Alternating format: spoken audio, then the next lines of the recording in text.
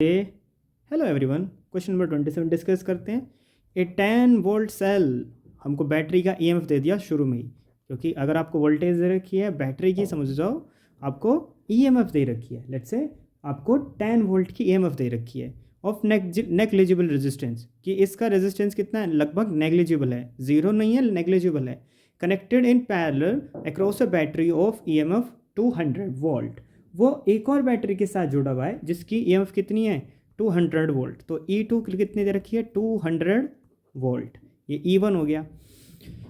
With an internal resistance, ये R2 कितना है, R2 है हमारा 38 ओम, और यहाँ पर R1 कितना है, negligible zero. Find the value of the current in the circuit. इस सर्किट के अंदर प्रोड्यूस होने वाली इलेक्ट्रिक करंट की वैल्यू कैलकुलेट करनी है। देखो, आप सबसे पहले क्या करोगे, इस क्वेश्चन को देखते ही इसमें से पहले ई नेट निकाल दोगे कि ई इक्वलेंट है कितना।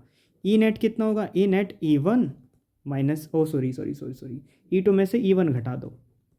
लेकिन पोटेंशियल तो नेगेटिव में होता ही ना, पोटेंशियल नेगेटिव में थोड़ी होता है। तो 200 में से 10 माइनस करोगे तो कितना आएगा, 190 वोल्ट। ठीक बात। अब इंटरनल रेजिस्टेंस भी कैलकुलेट करोगे, आर नेट।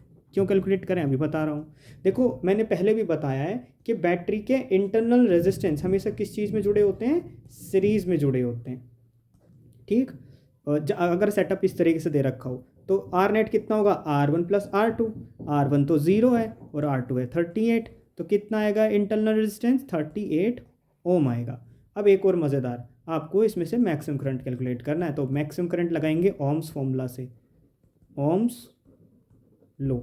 ओम्स लो क्या होता है, E net divided by resistance R net.